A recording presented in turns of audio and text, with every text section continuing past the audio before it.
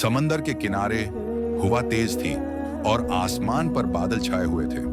हजरत यूनुस अलैहिस्सलाम का दिल बोझल था। कौम को समझाते समझाते थक चुके थे।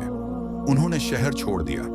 अल्लाह के फैसले पर सब्र न हो सका और वो एक कश्ती में सवार हो गए। समंदर पुरस्कून था, मगर अचानक हालात बदल गए।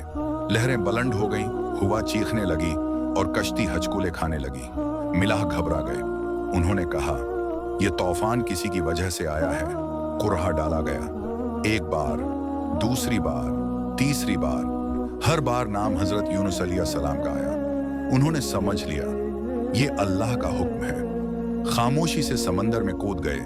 फिर एक बहुत बड़ी मछली आई और अल्लाह के हुक्म से हजरत यूनुस अलैहिस्सलाम को निगल लिया, मगर कोई नुकसान न पहुंचा। मछली के पेट में, समंदर की गहराई में और रात के अंधेरों में हजरत यूनुस अलैहिस्सलाम ने टूटे दिल से दुआ की।